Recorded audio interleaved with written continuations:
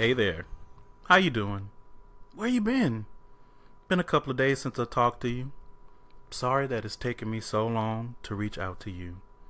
But I'm wondering, maybe, possibly, say it again, maybe you're ready for another episode of GaysideStories. That's right. It's GaysideStories with Trill, bringing you some LGBT-focused discussion we can all relate to because we're all just people. As always, you guys can check out GaysideStories.com for more information. Interact with me on social media. I'm at GaysideStories on Twitter, Instagram, and Facebook. TheGaysideStories.tumblr.com. Or you can always email me at GaysideStories@gmail.com. If you are not already, please do me a favor and subscribe on SoundCloud, on iTunes, on Google Play Music, Stitcher, Acast, TuneIn, all of those good places. You will get the new episodes automatically. If you are in iTunes or if you're just feeling generous, you can head on over and leave me a 5-star review and or rating. Leave comments on SoundCloud if you listen there, all of that good stuff. And most important, please make sure that you are sharing this podcast with others. That is how we grow. That's how we reach a bigger audience, all of that good stuff. So, now that all of that is out of the way, I have a very, very, very special guest with me today. She is one of my besties. You have heard me talk about her on this show numerous times. She's the inspiration for the School and Life segment, and, you know, in addition to Beyonce, of course. Member of Trill Inc., mother of Nuzzin, the Greco Thug Mrs. herself is my cousin Nikki. Hey, I am very happy to be here. I knew you were going to do that. I knew your ass was going to do that. Like, between you and Jade and Kia, somebody's going to do it every damn time.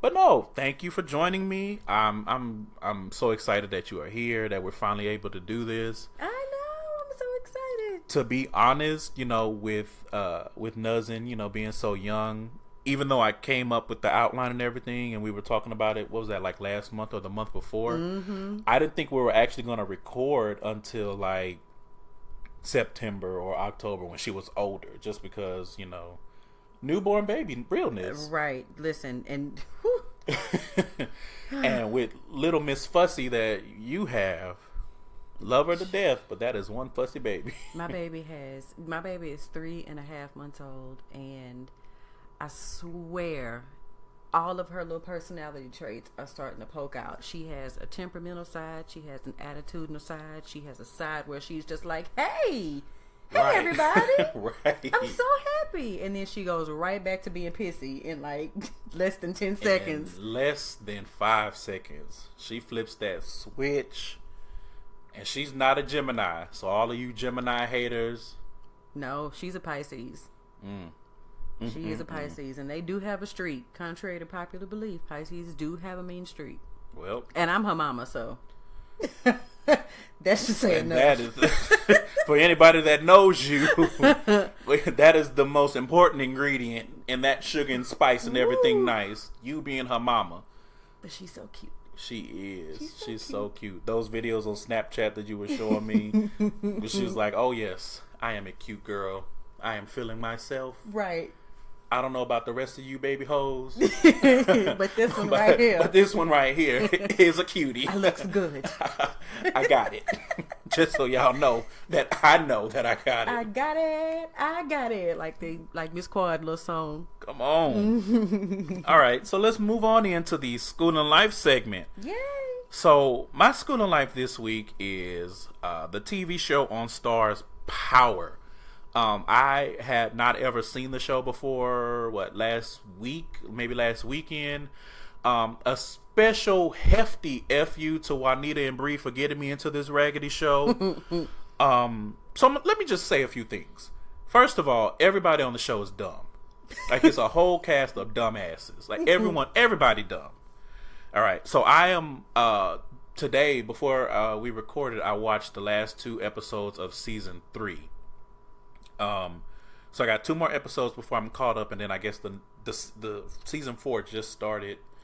Okay. So I got 2 episodes, and then I will see. I guess the new episode comes out on Sunday. So you'll be up to date. I'll be up to date. Okay. By the weekend. That's exciting. So let me tell you. The main nigga Ghost, who's played by Amari Hardwick. That's fine. He fine, Woo! but that nigga ain't shit. That nigga ain't shit, and he deserves bad things to happen to him.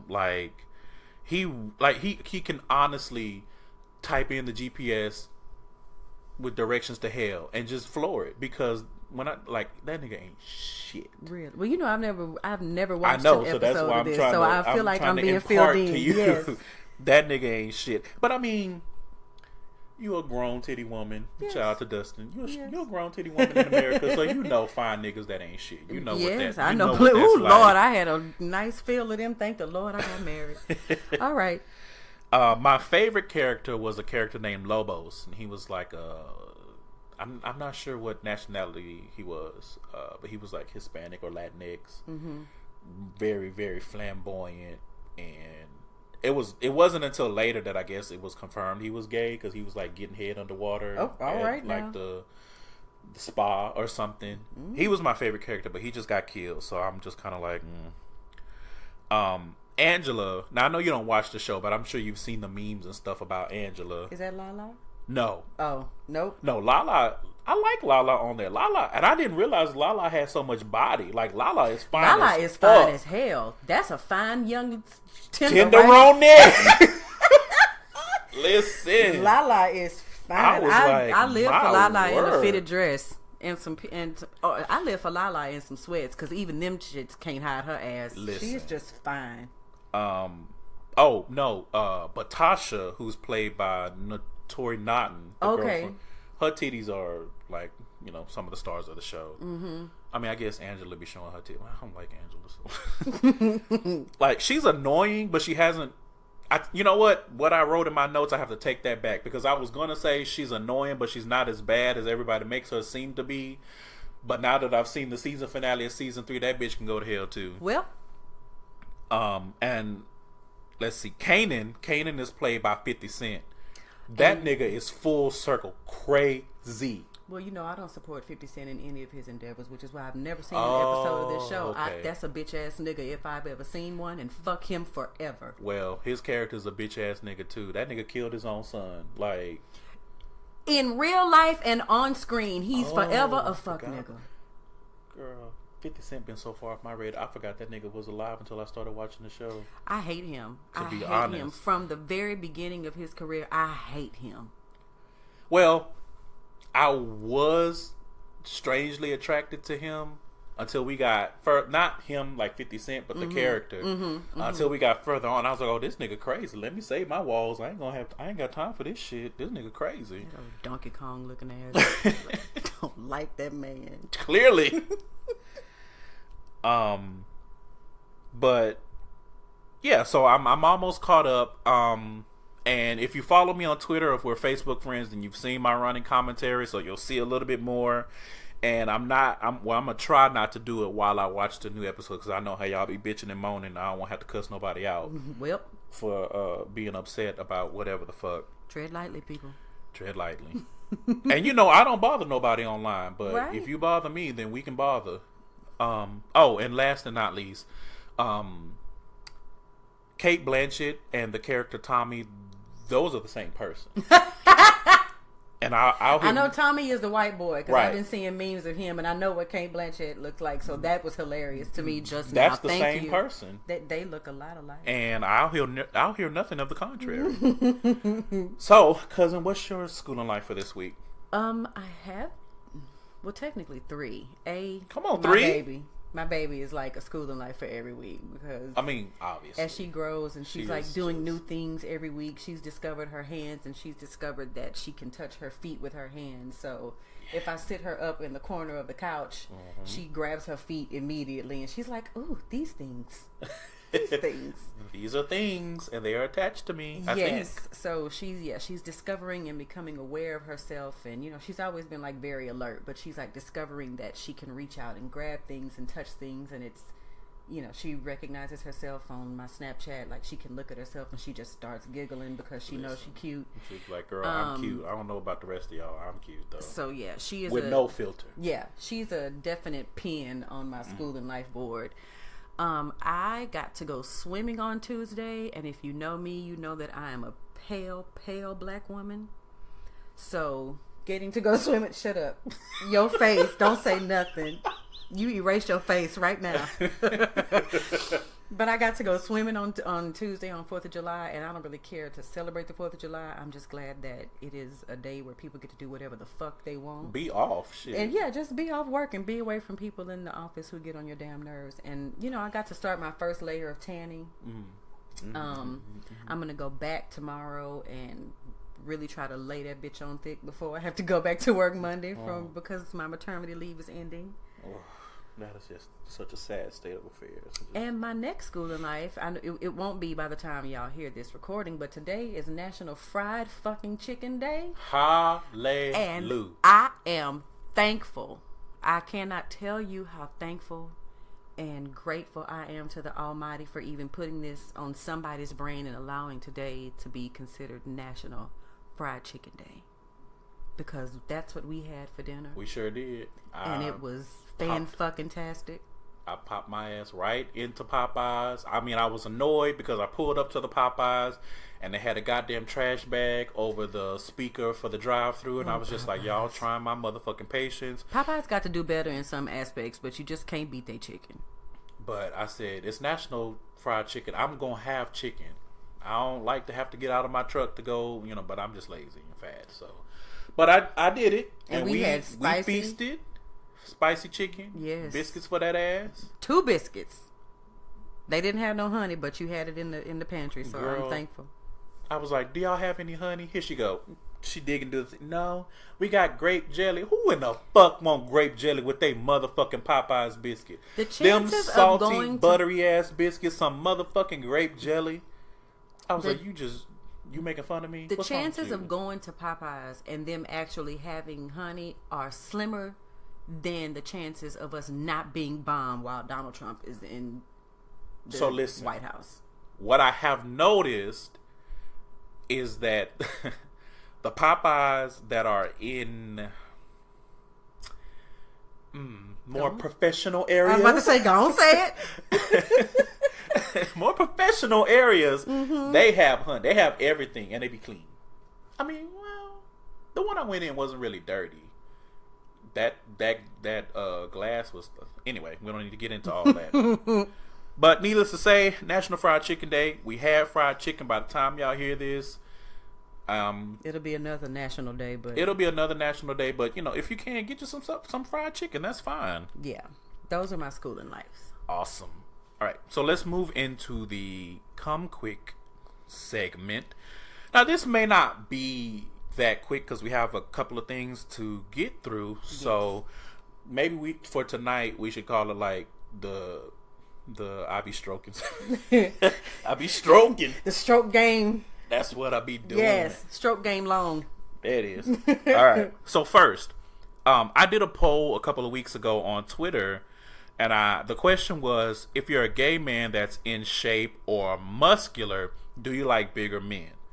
And the answers were yes, no, or if he carries it, quote unquote, well. So 42% said yes, 36% said no, and 22% said if he carries it well. So my question is, for the 42% that said yes, where are you? Where are you? Erica, Love and Hip Hop. Oh, okay. Where are they? Where are they? Where are they? Where are they? Somebody lying. Because 42% that was much higher than I was anticipating. So, I mean, those 42% are probably people who be like, "Yeah, I like him once I get to know his personality." You think a muscular gay nigga saying that? Oh well, you know what, you show right.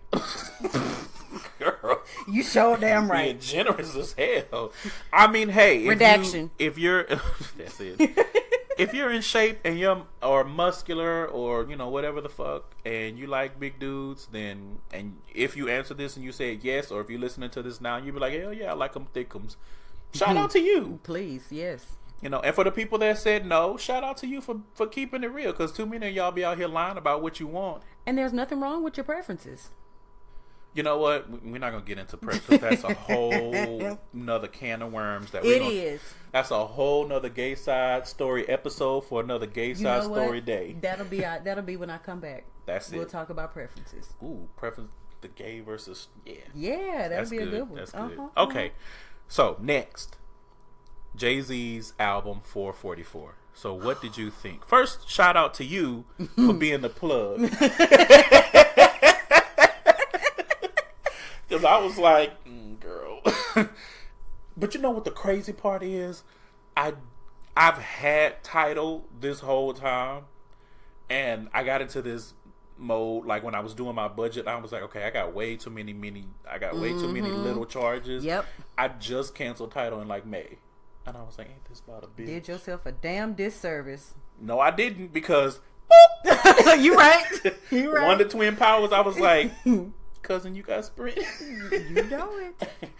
So what did you think about the album? You already know. I know you're a Jay-Z stan. I have been a stan since A Reasonable Doubt. I will forever be a stan. That man can rarely do any wrong in my eyes.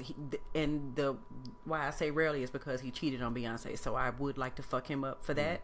But Solange did it already, so I don't have to. I rewatched that footage. That shit was... I was like, she really beat his ass. It was intense. He was like, he literally like had to put his hands out like, God damn it. Because she was kicking him with high heels. She was beating his ass. She was whooping his ass. She went full-fledged Dragon Ball Z on that ass. She let that nigga have it. But I absolutely... that bitch. Listen, Whew.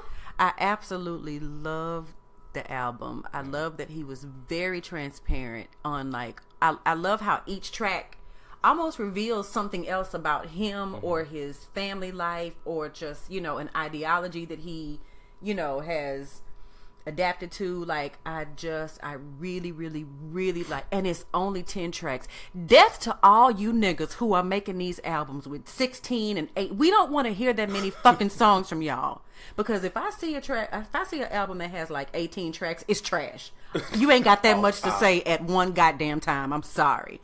This is just a clean classic. It's very well tailored. 36 minutes. It is. It's like the Bruno Mars album. Like that Bruno Mars album is starting and finishing before you realize it. Right. And I love. But it's so much that's packed into it. Exactly. Yeah. Like this album, I already know like half the words to 444. Come on. I already know like half the words to Smile. Smile is one of my favorite songs. Like he revealed that his mother is lesbian on that. Like there's just so much that he's giving us as far as who he is now.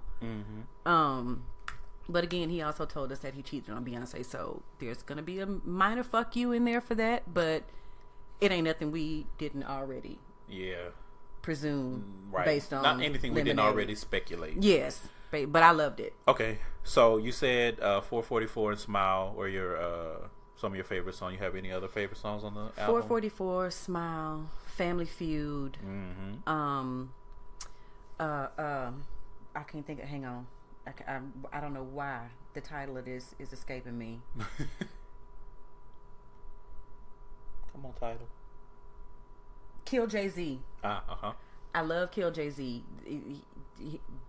I love all of them. The OJ story. Yeah. That one, when I first listened to the OJ story, I was like, you better tell these niggas. Tell these niggas. Please tell these niggas that there is more to life than what the fuck y'all are just delving into these days. Right. But I think what makes that special is that he's, and I think I heard this somewhere, is that he's leading by example. And he, it's like, okay, I know y'all are young, but at some point, because look at me, I'm 47. Right. And I'm barely just now getting there. So, look at me and learn from me. Don't be 47. And then the line about Eric Benet, and I heard some different takes on that. It was like, oh, Eric Benet shouldn't have said nothing. Or I was like, I don't really care. Yeah, we need him to just shut the fuck up. I mean, I get it, because, and I feel like anybody else would have been like, hey, bro, my current wife is what, but it's like, girl. But you still did what you did, so you're a reference. Don't Right. let's not be offended that someone used you as a reference. I because probably would have paid that dust. Like, Right. I probably would not have responded. I wouldn't have given it a response. Anyway, I love the album. And there's not many Jay-Z albums that I've heard that I have not at least liked. Mm-hmm. But I love this. I love the vulnerability. I love the transparency. Yes. I love the companionship that this album has with Lemonade. Yes. You know, some of the lines on the album that are clear answers or the other side of things that Beyonce was saying on Lemonade. It made me even appreciate Lemonade more. Right. And the body of work that she put together. Yes. And the way she was able to package her feelings. And then on the flip side, the way he was able to do the same thing. Or even, you know, assuming that they did it together. Because I even saw one thing that was like nothing went on this album without Beyonce's blessing. Like it had to go through her. Absolutely. And I wonder, you know, I was thinking about that this morning. You know she chin checked that nigga. Hold on, let me see what the fuck you put in here. Make sure your shit is accurate. Right. But it made me wonder, because we know how talented Jay-Z is. But it made me wonder if Beyonce is maybe more musically inclined. But that's, you know, that's... I can more probably so. You can't make me believe that she didn't tell him to use that Clark Sisters sample. So I can see, I see where you're going with that, and in that vein, probably I could see that answer being yes. Right. Because I'm not saying he knows music. Right. I'm not saying like it had to go through her so that she could be like, no, you need to do this, you need to do that. Yeah, not no, anything I think like she that. had to approve the content. Right. Definitely the content, but I also wonder just because of her, and we've heard other people say this that have worked with her, because her ear is so fine tuned. It's amazing. Yeah. I wonder if some of that was her being like, okay, little tweak here, little tweak there, but definitely the content. Yeah. I'm sure it was like now I done already skull dragged that ass on my album. Now you gonna skull drag yourself a little bit, you know, self drag. Right. Right. I need to approve it. Right. So my favorite tracks on the album are definitely 444. The first time I listened to 444, I actually got emotional. Yeah. And I was at work, and I was like, let me this bitch that I work with, let me not let her see me in here crying and shit. Mm-hmm. It just really made me emotional. The things that he was admitting, being very candid about everything. The accountability is what really just took me down, because that is so rare in this climate. Holding yourself accountable for the shit that you do is so fucking rare. Right. Family Feud, definitely. One thing that I really, really appreciate about Family Feud, and again, it goes back to, I mean, if you guys couldn't tell, we are both Beyonce stans. I mean, we from Houston. We are around the same age. We've grown up with Beyonce. So we are definitely stans. But the thing I like about Family Feud is that her additions to the song, like she knows how to perfectly blend in with the song, but she didn't try to like oversing the sample and everything. Right. So I went back and I listened to it. I probably need to listen to it with better headphones so I can really get the gist of the album. Right. The production is phenomenal. It's great. Somebody was like, I saw something on Twitter, it's like, these New York niggas, they don't never know how to pick no good beats. And we was like, bitch, what the fuck you listening to? I beg to differ. I said, everything on this album is fucking flames. If there is a New York nigga that can pick a great track, his name is Jay fucking Hover. Sean Corey Carter. Please, like, seriously. I think my favorite song is probably Smile. And the reason why is because it has that sample from Stevie Wonder's Love's in Need of Love Today. Yes. And that, I think, it might be my favorite song of all time. Mm-hmm. And so when I heard that, I was like, what you doing to me? Remember when we went to the concert and he started crying? Yes. When he was singing it? He couldn't even get through his own song. He started crying. That song is It's a beautiful song.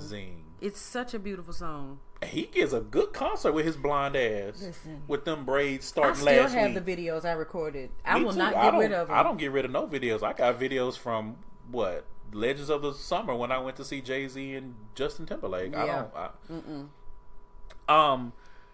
So yeah, the things that Jay did to be Do you think he did that because he was just being him or what he thought he was? Or do you think that earlier in their relationship, because she was so career driven, do you think that had any bearing on it? With him cheating on her? Yeah. I think that when you are a Jay-Z or, you know, any other notable rapper, your access to women and vagina are, gosh, Let's tenfold. just say sex, because we know Yeah, a lot sex of y'all, in general. we know a lot of y'all ain't. This y'all is ain't true. hear from vagina. This is true. GaysideStories. But yeah, like your access to sex and those who are willing to give it to you for absolutely nothing, short of bragging rights, is, I mean, it's hand over fist. Like you literally, they're everywhere.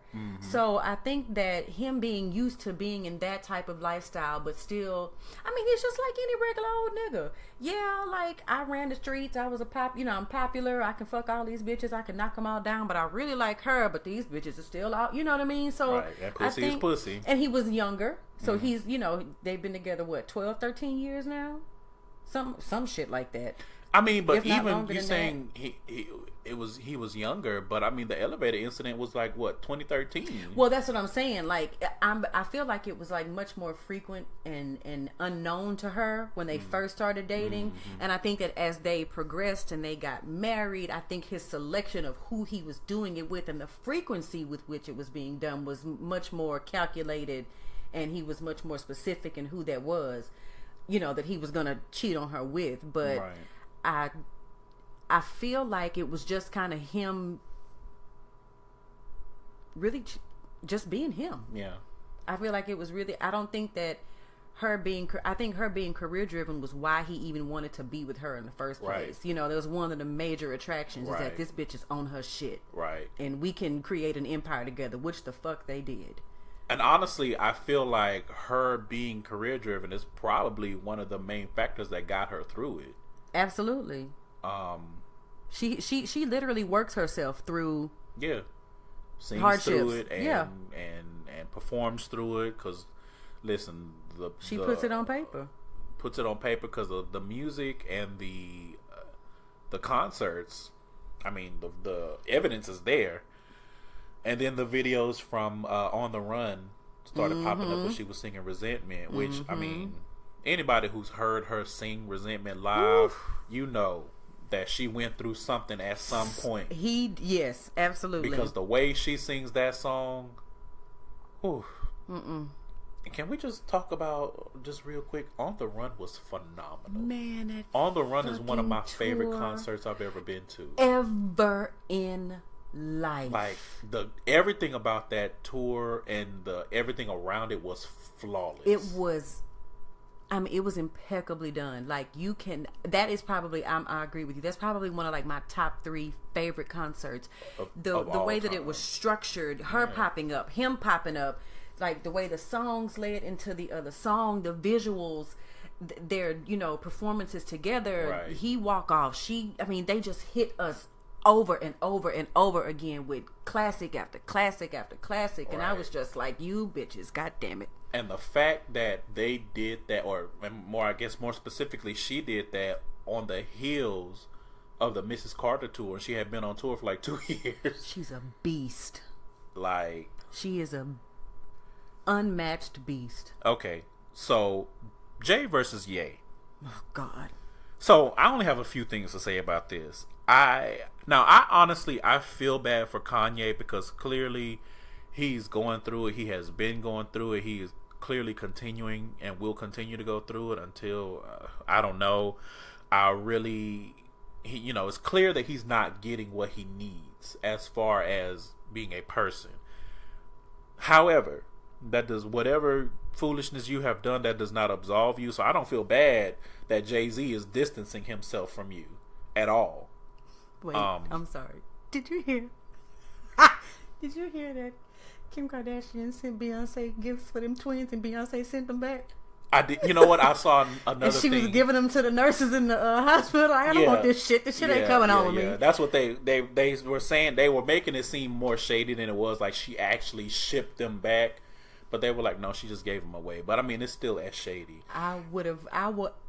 in the corners of my soul, I wish she would have just returned the sender. Listen, I don't care what y'all say.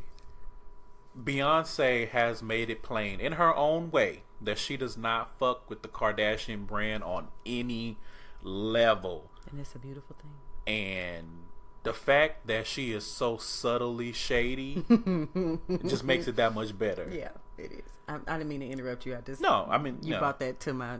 That was it. I mean, like I said, I don't fault Jay for distancing himself.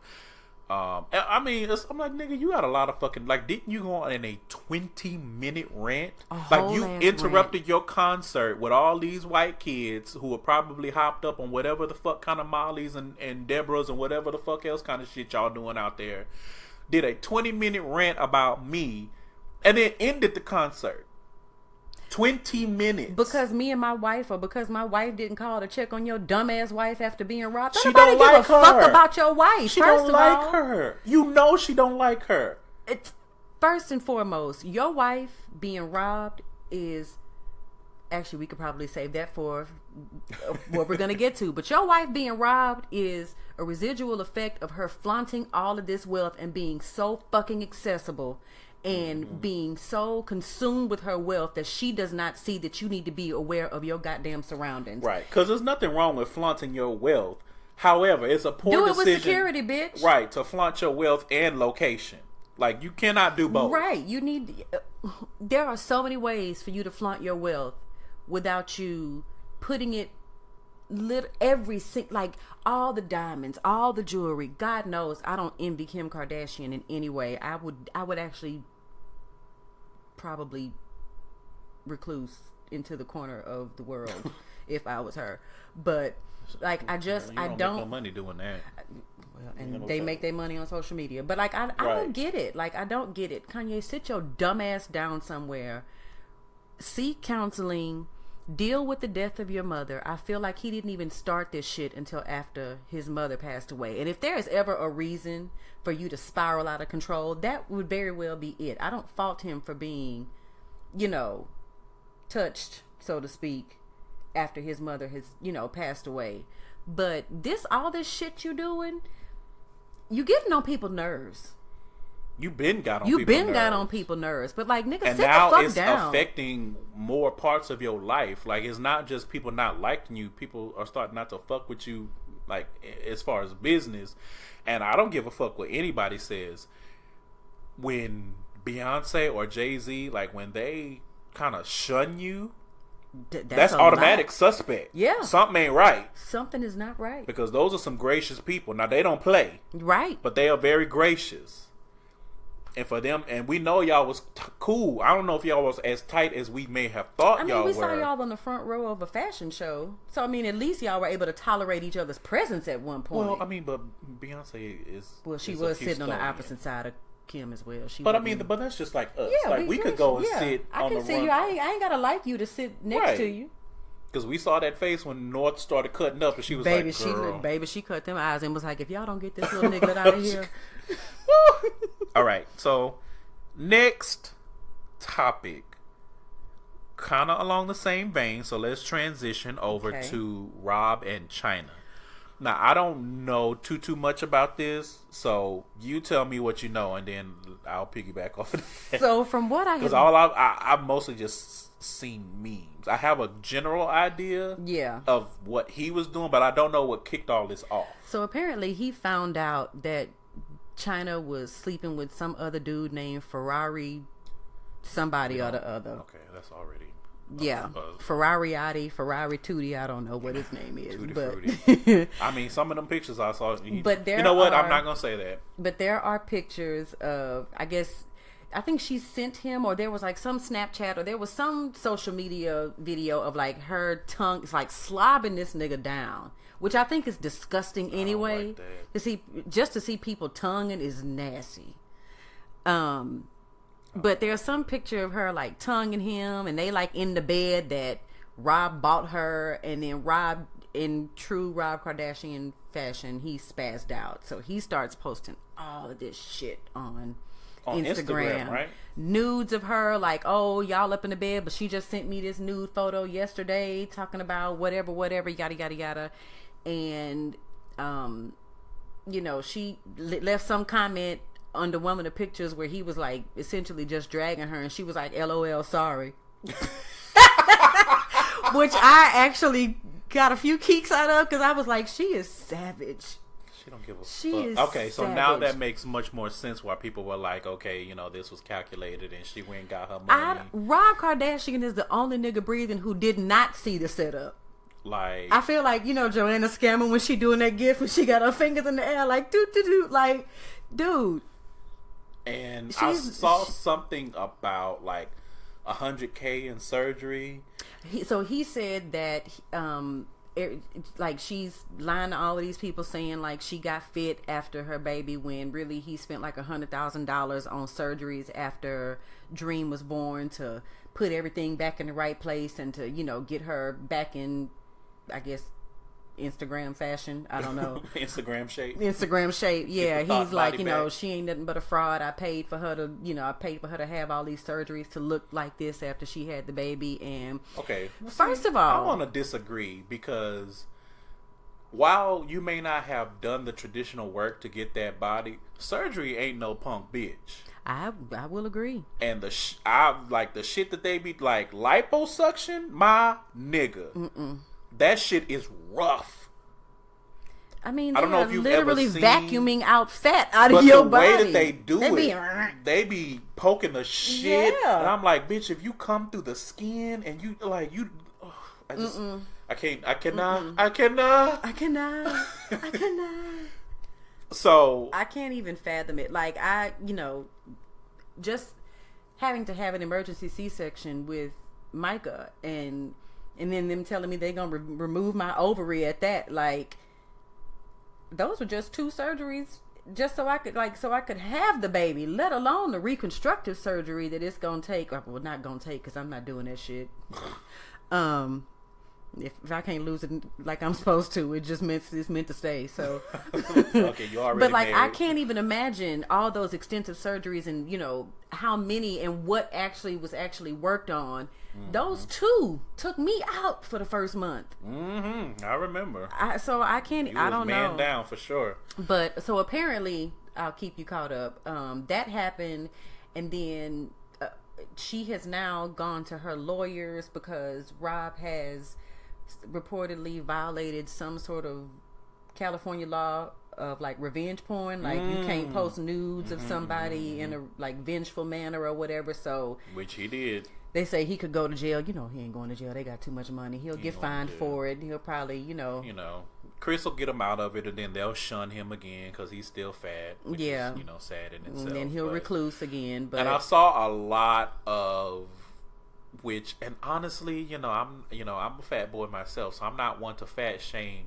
But all of the things the tweets and people were saying, like, you spent $100K for her to get her body back, and you didn't spend none on yourself. I mean, I see the point. Reason why is because I'm thinking, if I have enough money to spend $100K for my girlfriend, or they weren't married, right? For my girlfriend were engaged, to get her snap back, there's no way in hell I'm not getting my snap back. Like, but the flip side to that is if you fucked with me while I was fat, why the fuck should I change myself? Right, that's a straight nigga. You know what? That's another topic for another day. We have so many bullet points to put in this show. We do. So many things. I'm gonna have to listen back to the episode and take notes. Oh, and so apparently he said, he also said something about him giving her $250,000 worth of jewelry, and then her and the new boy have posted, her and Ferrariati or whatever his name is, have posted some Instagrams today. I think it was just as early as today. The picture today where she them had saying, like her like, fro and them shit. $250,000 ain't shit. Yada. But the flip side to that is the Ferrari guy has hit up Rob in his text messages, because Rob posted these as well, and he was like, let's make this money. Maybe we can get a show or something out of this. So apparently this nigga ain't got it like that. I mean, you can look at him and tell. He's cute. First of all, there are very few people who are going to be able. First of all, fuck with China on the strength that they're going to want to take care of her on the level that Rob took care of her. Listen, Because if ever there was a come up, that was it. I mean, she was like Jack and the Beanstalk come up. She wins the Scam Award of 2017. Listen, Joanne ain't got shit on her. Not a damn thing. But what irritates me the most is that Rob. It's classic Rob behavior. It's break up with a girl, and he's done it with Adrian Bylon. He trashes everybody after they break up once they hurt his feelings. Mm-hmm. And it's although a lot of these situations, I'm wondering, I'm like, are you really hurting your own feelings? Well, they say the problem is not always with everyone else.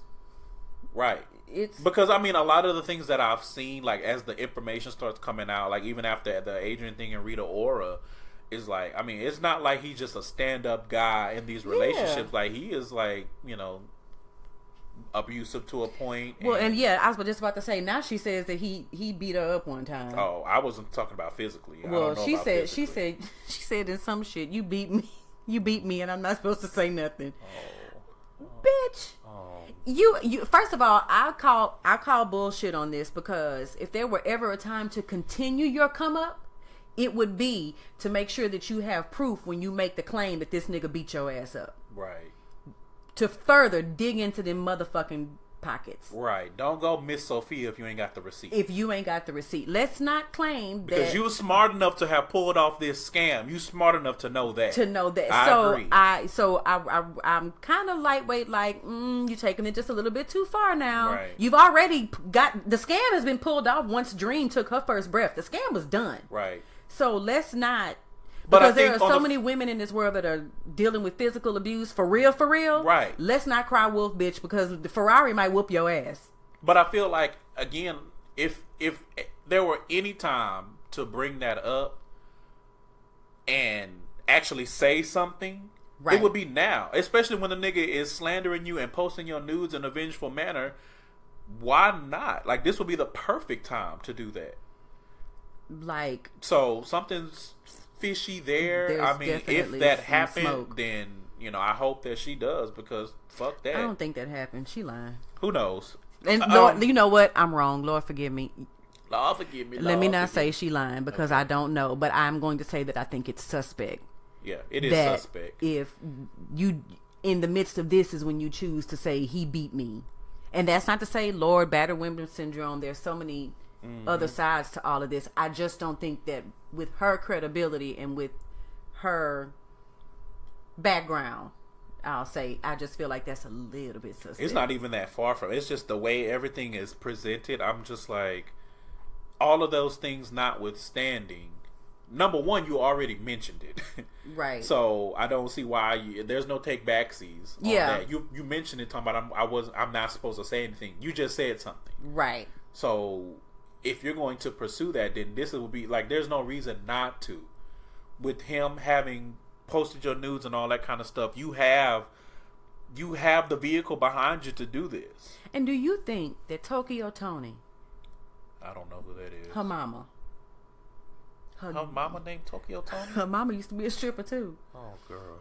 And she went by the name Tokyo Toni. So, but the way, well, Rob says that she ain't talked to her mama in months, so, but I feel like the way Tokyo Toni rides for her daughter, or has ridden for her daughter in the past, there's no way in the world that girl wouldn't have told her mama that he put. Okay, because Tokyo, I remember that episode of The Read. She read that whole family to the damn dirt. Yes. Okay, I remember. Okay. So I don't know. It's just it's a hot mess. Rob, you need help, Jesus, just like Kanye. Like, Jesus, prayer. Because this is not normal for you to be breaking up with women and be going through all these trials and tribulations and posting nudes and all of this foolishness that you're doing. Like, put it in a book. Make some money. Like, your mama is Kris fucking Kardashian. Make some money off of this. The funniest thing, so two things, and then we'll move on. Number one, all the memes that were like, Kris is trying to figure out how to make some money off of this. But the other thing that I saw, I believe it was on Facebook, and I don't know if it's true because I didn't have time to really investigate, but I saw something that there's some kind of claims that the Ferrari guy, which that name is terrible. It really but is. The Ferrari guy may be like bisexual. Oh. And he may have had some kind of deal, like being in some dude's DMs or something like oh, that. Child. And I mean, when I saw the picture of him, I was just like, well, I mean, there's a little zest. You know, there's like a little orange zest. So I could see it, but it also could be bullshit. So I don't know. I just thought that was funny that came up now that all of this shit is going on. So the last stroke, I want to talk about social media. Again, segue. So talk about social media a little bit. The reason why is because I've been seeing this a lot. I mean, I've seen it a lot already, but lately it seems like it's been popping up more and more of people complaining about all of the problems that social media causes. And, you know, people didn't do this until social media. People didn't do that until social media. Listen, perk up your ears. Turn the volume up just a smidge. There is nothing new under the sun. I promise you, all of the things that you think are quote unquote new that people haven't been doing until social media, they have been doing. It may have looked a little different, but there's nothing new under the sun. I need people to stop confusing access and visibility Ain't that the with truth? New issues and problems, because those are not the same thing. Just because you have not seen it wide scale, that doesn't mean it wasn't already happening. Right. I think that the actual visibility is the problem. But the shit that people are doing, none of that shit is new. No. Like flat tummy tea, that shit ain't new. No. It's been diet fads have been a thing since what? Like the 80s, if not earlier. Herbalife has been in existence for fucking ever. Forever. And it's still thriving. People are still out here giving their money to Herbalife. I saw a meme or something like that was saying that social media is the reason why people are always trying to keep up with others and do what other people do. Listen. Turn up the music. Ain't no music. My voice is the music. Turn it up just a smidge. The phrase "keeping up with the Joneses," that is an old phrase. Old as hell. I promise you, trying to keep up with what other motherfuckers are doing, that is not a new phenomenon that is all of a sudden a crisis because of social media. People have been doing that shit. They have made movies about that shit. All of that, what's it called? With all of that Stepford Wives bullshit, all of that, none of that shit is new. People have been trying to keep up with what other motherfuckers are doing, minding other people's business since the beginning of time. That shit is not new. Again, just because you can see it and it's more visible, that does not mean that the shit is new. I need y'all to be able to tell the difference between the two. I feel like I totally agree with you. First off, what you have access and to see these days is much more than what it used to be before social media became this, the way of doing things. But I think the flip side to that is that if you are not strong enough mentally, social media will make you feel like a less than ass nigga. True.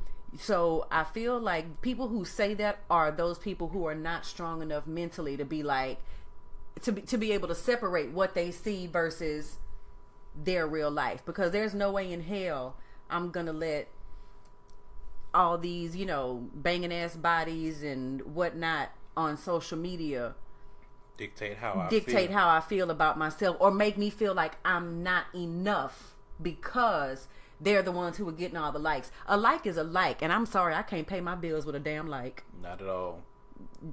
I mean, some of y'all, the mortgage company don't want my likes. My BBVA Compass don't want my likes to pay my car note.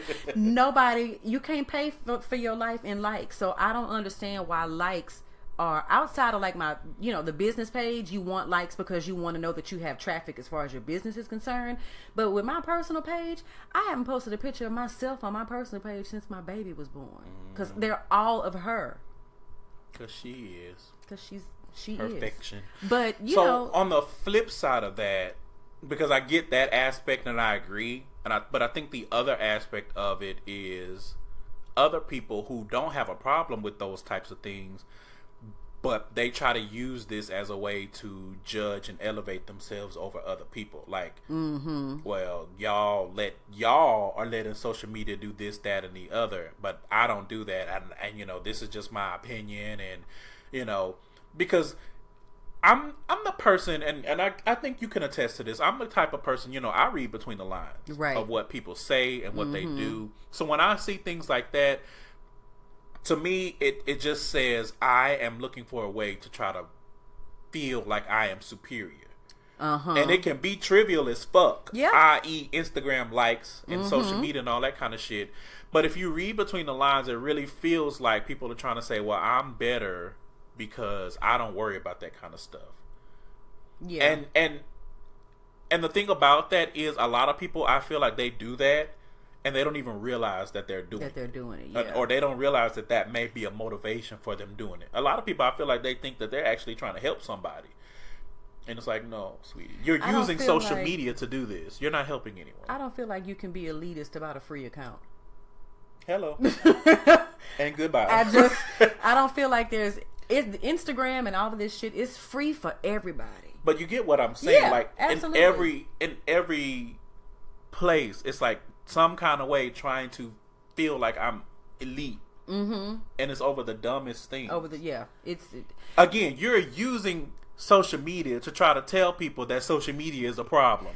What the fuck kind of sense does that make? We just all running in the damn dark with no flashlights.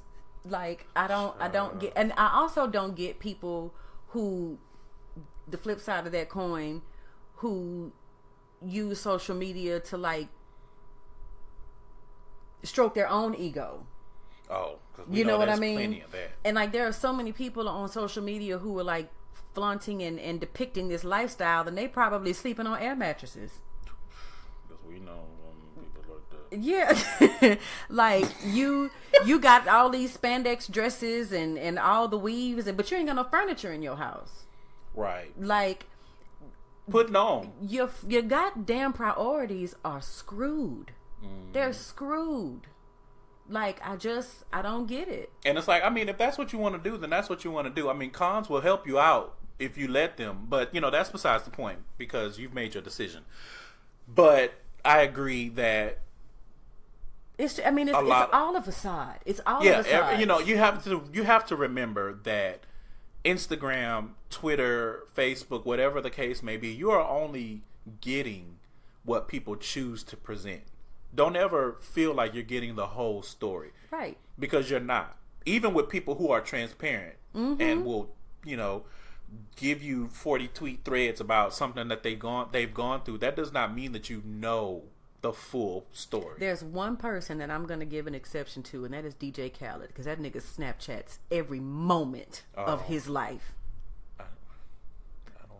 I don't follow him on Snapchat anymore because he just snaps too damn much. But every 30 seconds of his life, that he is as transparent as far as honesty is concerned. Yeah. He's as transparent and as honest as it's gonna get, because Khaled Snapchats every 15 to 30 seconds of his life. Good grief. But yeah, I want people to be mentally strong enough to not be affected and to not feel. I just want everybody to know that you can delete that app, you can close your phone, and that shit goes away. Right. If you're feeling affected.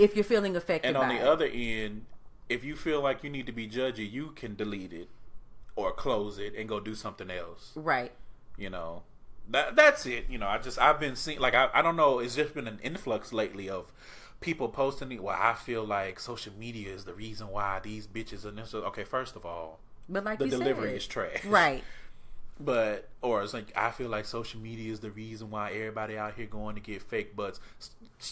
Plastic surgery is not new. It's not new. People have been augmenting their bodies for decades. Forever. Lip fillers are not new. Please stop being stupid. That's all I want. None of this is new. None of this is new. I promise it's not new. Just because you can see it, you can see it on everybody now, but it's not new. It's not new. And don't be so fucking naive. Stop being a lamb. Stop being just this. Stop being a lamb for that ass get led to the slaughter. Right, because they are literally corralling y'all's ass to think in one way. And it's funny or kind of sad. That ain't nothing but the devil. I'm sorry. Because y'all feel like y'all are thinking differently, and you're not. You're feeding into it. Yeah. With the same shit. Or the rest of y'all are blah. Okay. No, take your lamb ass home in that damn herd with the rest of them. Like, sir, we only follow you for the pictures of your body. We don't need this. Which is why I have curated my page to be. I don't have all of that shit. If I don't want to be contaminated by it, I don't follow it. I don't look for it. And that's not to say I'm better than. I'm not taking that position. But I'm saying you curate your own. You can curate your own experience on all of this. So if you are being flooded with shit that you don't want to see, remove it. Case in point, because I feel like she was coming for my wig a little bit, I do remove it. It's just that it was like, I don't know, one day I was scrolling through and it's like, shit, 6 different people was posting the same shit. And I'm like, did you bitches have a convention? Y'all just get off of Hangouts or something? Like, what the fuck? Okay, so that's the end of the slow stroke, come quick section. Let's move on to the main topic. What I really wanted to get into is I wanted to have a conversation about responsibility. And I don't know why this came to mind, or why you came to mind when I thought about this topic. And then, the classic song started playing in my head. So many things to do, so many places to be. It's my responsibility. Responsibility. Come on, old school ghetto twins. Ghetto twins. That's that first twin. If you like, girl, my kid won't eat. I was like, oh, sweetie, my God. Listen. Okay. So let's get into it. What made you learn to take responsibility for your actions over the years? What are some things that helped you? Because this is a serious life lesson. Yes, it is. The one most notable thing in my life that has happened was, oh gosh, I used to ghost. Like in my dating life, before I was about 25, I would date somebody and ghost their asses after about 3 months. And one day I was sitting under the willow tree, and I decided, like I was just thinking, I was like, why do you do this? Why do you do? So case in point, why do you do this? What is this? So what had happened was I was dating this guy. He was a very popular guy here in the city. And we were actually dating for a year, which was a very long time for me. And he told me, we were on the phone. I will never forget this. He told me that he thought he was falling in love with me. And I said, oh, these are my words exactly. Oh, that's nice. I gotta go. And we got off the phone. Savage. And I never answered the phone for that man. Trash. He was calling my mama. He was calling hospitals. That boy thought something had happened to me. And I was just like, nope, we not doing that. So one day, as I was sitting under the willow tree, like I said, I was asking myself, like, why did you do that? Why did you do that? And it came to me that I was treating people the way that I felt that my dad treated me after he and my mom divorced. I feel like after my dad and my mom divorced, he, hit the road. He hit the road. He went back to Massachusetts, and my daddy did not. I mean, to this day, my dad and I don't talk. I probably have seen my dad 5 or 6 times in my whole life. Like I know exactly who he is. I know his address. I know his phone number, but I don't fuck with my dad. And it took me to like actually sit down and make the connection between how I felt my father did me as to how I was doing other people. So for me, it was a defense mechanism. Before you have a chance to up and leave me, I'm out of here. And in that moment, because I became aware of it, I felt like I was forced to be responsible going forward. Okay. So I I had to put my big girl panties on. I couldn't keep acting like a little kid because I'm aware of it now. So, right. You know, like my grandma said, is a motherfucker. Well, you know, my grandma said, you don't go to hell for the shit you don't know is a sin. You go to hell for the shit you know you're doing wrong. And now that I know that I'm fucking with other people, which is not right. I'm hurting other people. I'm leaving other people confused, and you know, and that's not like, that ain't cool. So once I made that correlation, I stopped. I mean, I just stopped doing people like that, and I would just tell, listen, I don't want to fuck with you no more. Now, it did not extend my relationships any longer. I was still like, I'd be like, okay, yep, I don't want to fuck with you anymore. But at least I didn't ghost them. Like, I didn't just leave people high and dry, left to wonder. Now, if you piss me off enough, I might. But you have to deserve something like that. Like, I'm just not going to do it out of the blue. So it was my biggest lesson in responsibility. It was for other people's emotions outside of my own. Okay. That was, come on. For me, I think it's just becoming aware of consequences, and whether they're indirect or direct. That was really what made me start taking responsibility for my actions. You know, really understanding that cause and effect is a real thing. Mm-hmm. And if you cause some bullshit, then some bullshit will be the effect. Absolutely. You know, so I learned that I had to be responsible for those types of things. And the older that I've gotten, the more that I've aligned with that. You know, it's action versus consequence. And really, the way my life has been, and really understanding that it's just me. I'm not saying that I'm by myself, right? But you know, a lot of people, not everyone. I know there are people in my same situation, but for me, it's like it's just me. You know, I don't have that relationship with my parents. I don't have that relationship with my brother. I don't have those strong bonds with my family. So it's really just me. You know, and I have my friends around me, but a lot of situations that people tend to get themselves into, you know, you feel like, well, I always got my mama. I always got my daddy. I always got my grandma. I don't have any of that. You know what I mean? Like, both of my grandmothers passed when I was younger. You know, y'all have heard. If you haven't heard, go back to episode 10. Yes. You know, I don't, you know, my relationship with my parents, and you know. So really understanding that I am the first, second, and third line. So I have to be accountable and take responsibility for the things that I do, because I don't have that safety net that a lot of people do. That safety net that I thought I would have at some point, but you know, shit happens. And really, you know, like I said, that relationship with my parents has really it's really shown me a way that I do not want to be.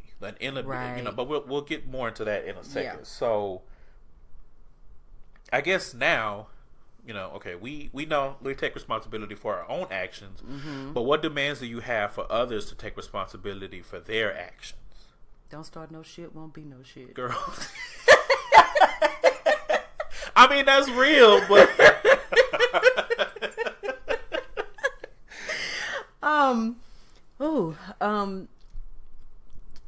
just, I think anybody that knows me kind of already, once we meet and we, you know, meet initially, you kind of already know how to approach me, how not to approach me.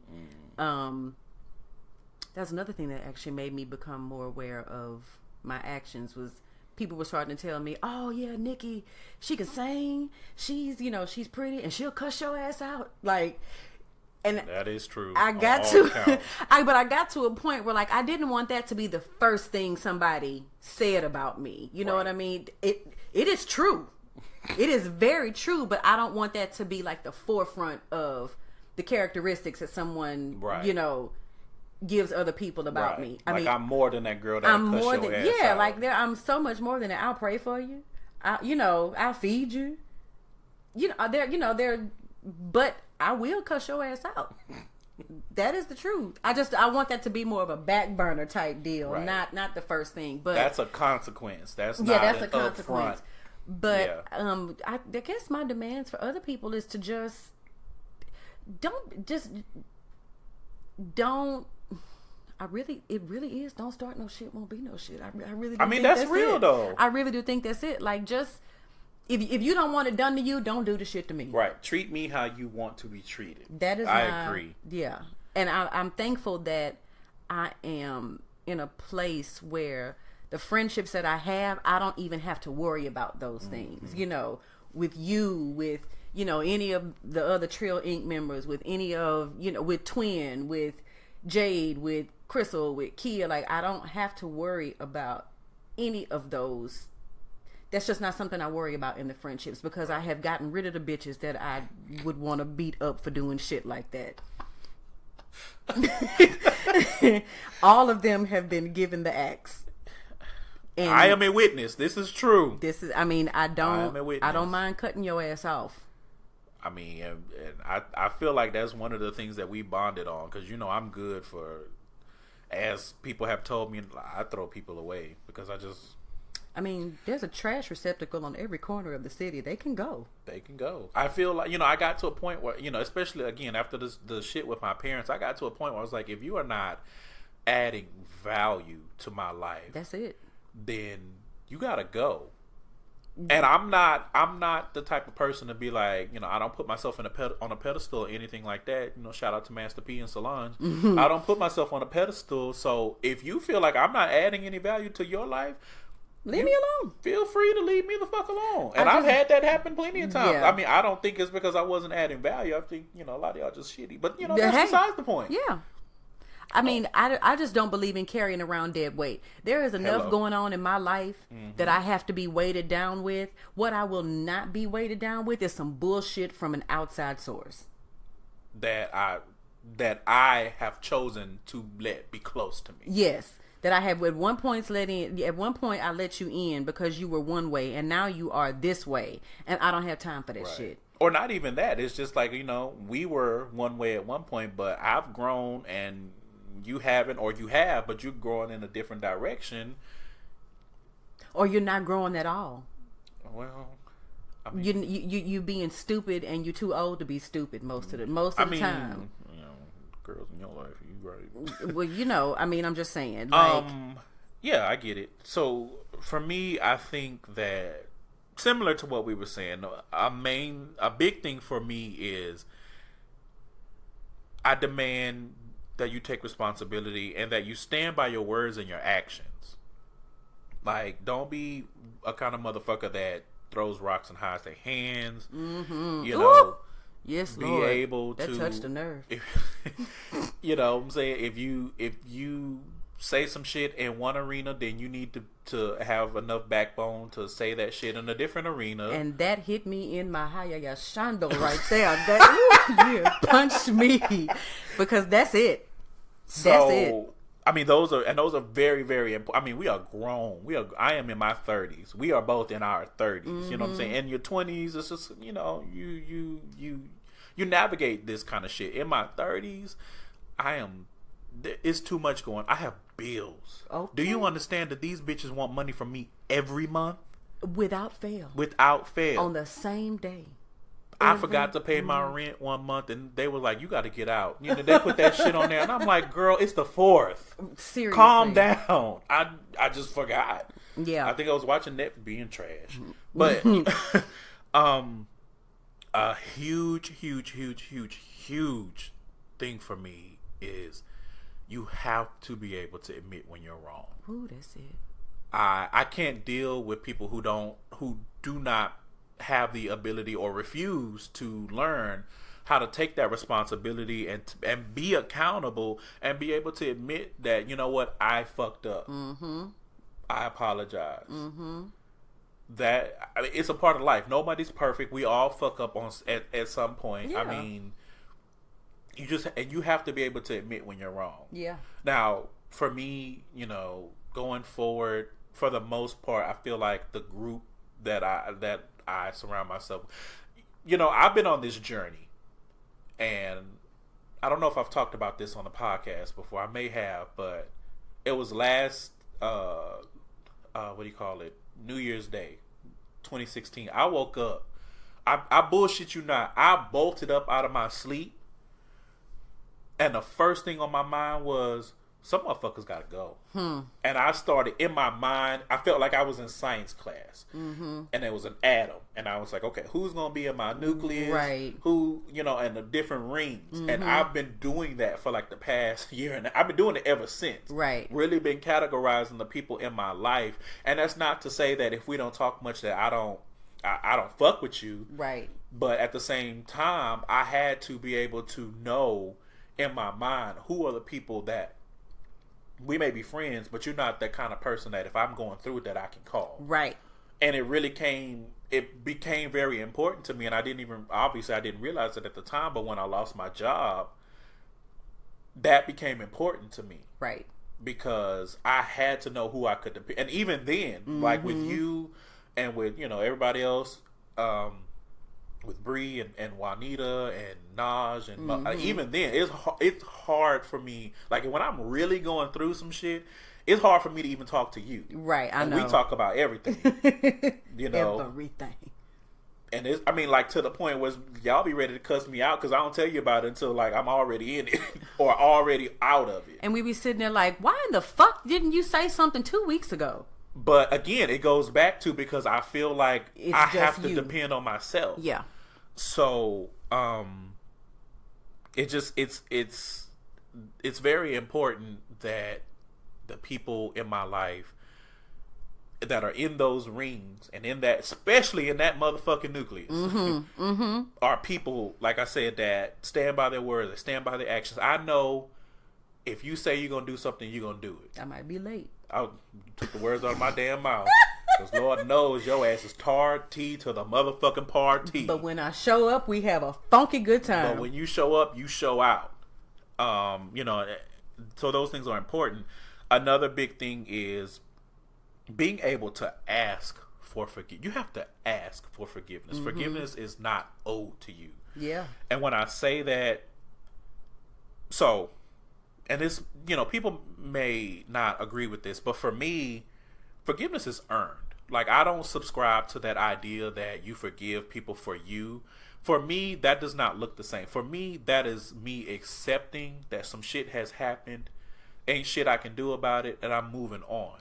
But in order for me to forgive you, meaning you have done something to me, you have to earn that shit. And it goes back to the same points. You need to be able to admit that you did something fucked up, and you need to ask for that forgiveness. So that's something that I demand. Like, you take responsibility for your actions. You need to be able to say, you know what, I fucked up, and I want to fix it. How can we fix it? I don't fuck with that shit where something happens and you feel like if we just talk and we don't talk about it, we just sweep it under the rug. I don't do that shit. Like, if some shit goes down, we need to address it and we need to come to an agreement. Either we not gonna fuck with each other no more, or we are, whatever the case may be. But and I feel like I made that plan. Like anybody, but I don't. Like I said, the group that I've curated for myself, I don't have these issues. Right. For the most part. Let me piggyback off of that.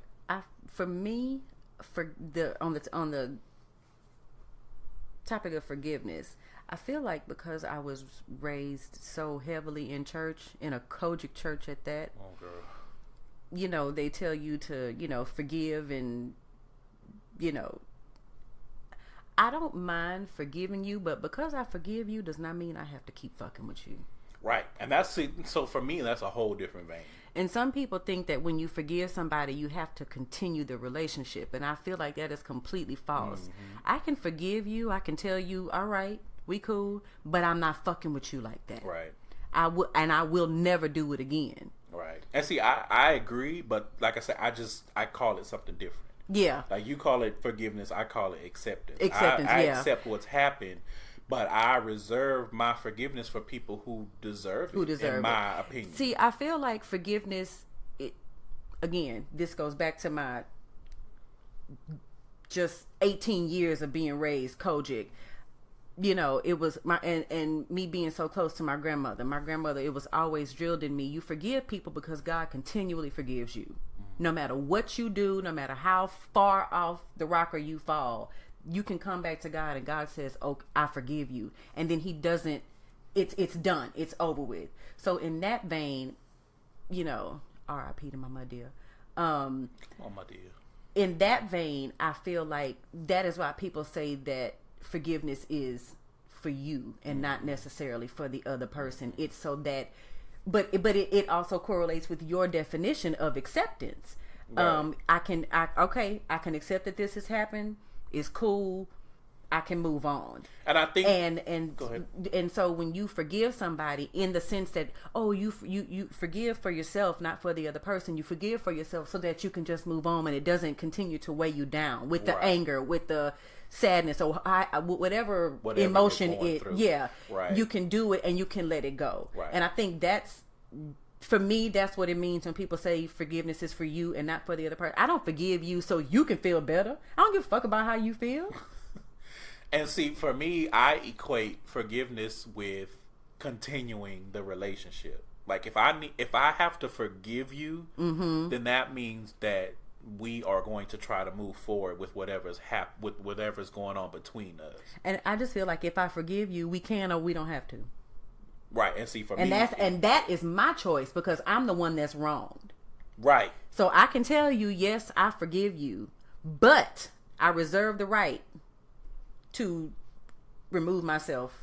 Right. And see, for me, situation. It's either I don't fuck with you, or yes, I forgive you. Now, what we gonna do? Yeah, I see. You know what I mean? I mean, we're saying the same thing. We just view it a little right. It's a little different. Okay. So, and the last demand that I have for people to take responsibility for their actions is, don't try to invalidate me or my feelings in an attempt to avoid accountability. Ooh, ain't that the damn truth? You know what I mean? I feel like that was a testimony. But people do this. It's just, that like they will fuck with your head. They will spin the situation. They will paint a motherfucker. They will paint with all the colors of the goddamn wind. Listen, to make you feel like you are crazy and or you wrong, or somehow you have wronged them, when all the while, what they did is because you did this, right? Or somehow it's to your benefit. And it's like, nah, bitch, you have fucked over me. You need to be accountable for that. And I think that that's something that people do. Like that's a whole episode in itself. Fourth episode. Accountability in these streets is severely lacking. But in my circle and the people that I choose to fuck with, like, you have to have that accountability. You cannot run from account. You cannot do the FloJo from accountability. You sure can. I don't do it, and if I do it, I fully expect to be chin checked, and so I will chin check if I need to, or I will eject your ass from whatever I got going on. I don't have no Kenya Moores in my life. That's it. You can twirl your ass right the fuck on out of here, or let me do it for you. No, you twirl yourself. I ain't giving you no. No, I'm just gonna kick your ass. That's what I'm saying. That's what I mean, girl. Okay. So what are some examples of some times when a person wouldn't take responsibility for their actions with you? I actually have two examples off the top of my head at that. Okay, so once back in like 2006 or 2007, I was dating this guy. We were very, very, into each other. I had come to that realization that I needed to not, or maybe it was 2007. Who cares? I had gotten over that hump of ghosting people, so I was trying to be very aware and very accountable of the way that I treated people. And I was dating this guy. He was a musician, and I had gone to Vegas with my friends, and while we were in Vegas, my friend worked at this club, and she had some other friends also in town. They just happened to be guys. So, it's 3 of us girls, 3 of those guys. We're meeting in the middle of like a VIP section. Everybody's, hey, how you doing? I'm so-and-so, so-and-so. Nobody's hooking up with each other. It's not even like that. So we all like take pictures together as a whole group. Mm-hmm. Well, this guy sees the pictures. Like when I came home, and this was where I was like really outdone. Like when I came home, I was like, oh, these are the pictures we took, blah, blah, blah, blah, blah. He's going through all the pictures, and he gets to these pictures, and he's like, who the fuck are these niggas? And I'm like, oh, they so-and-so's friends that we met. You know, they were in town that weekend as well. And so you went to Vegas to fuck with these niggas? I said, what? I said, if I was going to go to Vegas to fuck with a nigga, would I show you his damn picture? Would I show you pictures of me with this man in Vegas? Abso-fucking-lutely not. So we go, like, he go for like 3 days. He goes, you were in Vegas and you took these pictures with these niggas and yada, yada, yada. So that's the beginning of the story. That's the backstory. So then we've been together for like 10, 12 months. He goes to LA to work in the studio. And he tells me that he has cheated on me. And I was like, you bold. First off, you bold as shit to tell me. Of all people. Of all people. Because you are definitely Mrs. Shoot First, Ask Questions Never. Listen, I don't give a fuck about the questions. Fuck the questions. I did what I did. And proceeds to tell me that the reason he did it was because I took a picture with the boy with the men, and we took pictures with the men in Vegas. Because that's I said, you mean to tell me that 8 months later? Well, that's why I did it. No, nigga, you did it because you a wayward dick ass nigga. That's why you did it. This has nothing to do with any of that, because you said you were over that shit. You said we were moving on, because he wanted to break up with me. And I was like, you know what? If you want to break up over this dumb shit, carry your black ass. But he refused. Like, he kept saying that I cheated on you because you did this, because you did this. Never once saying, but just because I did it. I did it and I'm sorry, or whatever the case is.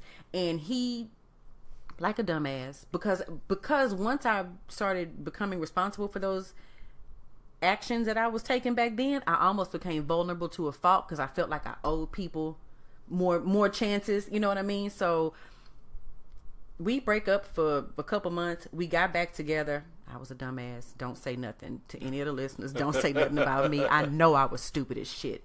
And it becomes a continuous pattern of like every 10 months he tells me he's cheated on me. And finally I was like, you know what? You can suck my dick. You really can. You can kick rocks. Like, this man, on my 30th birthday, like a milestone birthday, I was supposed to be going to see him, and he tells me the day before my plane leaves, after I've gone to his mama's house and picked up a whole ass suitcase full of winter clothes that I was supposed to bring your ass because it was cold where I was going. But I cheated on you. Don't come up here. Oh, bitch, I'm coming. I will. And when I find your ass, I'm going to beat your ass. That nigga was scared as shit, because I went to the city I was supposed to be in, and I said, I'm here. If I catch you, I'm going to fuck you up. Let it be known, because you done had me go to your raggedy ass mama's house to pick up a suitcase full of goddamn winter clothes for your trifling ass, and you gonna tell me not to. First of all, you don't tell me not to go nowhere. I bought my own fucking ticket. This is how trifling the nigga was. So, anywho, long story short, dated a guy, refused to ever be accountable. It always went back to, you took the pictures with them niggas. That's why I do the shit I do. All right, well, you know what? You can do that. Fine. That's cool. I will accept this being the end. That's fine. The second time was... I just want to pause real quick. This story and the way she related, this is why I love this woman. I just want y'all to know that. Because that whole thing when she was like, you can suck my... Like, that is classic Nikki. I just want y'all to know. I'm really being myself. I love her. And this is why y'all will hear more of her on this show if we can coordinate. Because, she got a baby.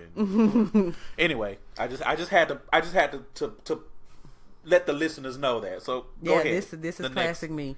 The next story is about a friendship that I ended with a woman, and you chose that word. Yes, you see how gracious I'm being. I'm being gracious. That was a choice. I chose to, and this is gonna sound crappy, but I chose to ghost her because she had me fucked up. So this Y'all person, see what I'm saying? this person was saying things behind my back, was, telling people so my second hustle is I'm a makeup artist. I had a client that I would do her makeup every single Sunday without fail. She chose to open her mouth and to ask my client, why do you get your makeup done every Sunday? You should just have her teach you how to do makeup and then do it yourself. You spend so much money. Hey, bitch, get out of somebody else's pockets. Just because yours is empty don't mean the next person's is. Second of all, don't you ever, if you are my friend, it should never be your objective to take money out of my mouth. I was just about to say. It should never be your objective to take money out of my mouth. Grounds to get your ass beat. You taking coins out of my purse? Bitch, running your motherfucking mouth? I will not be broke with you. My pocketbook ain't got no bearing on yours, and vice versa. That is my money.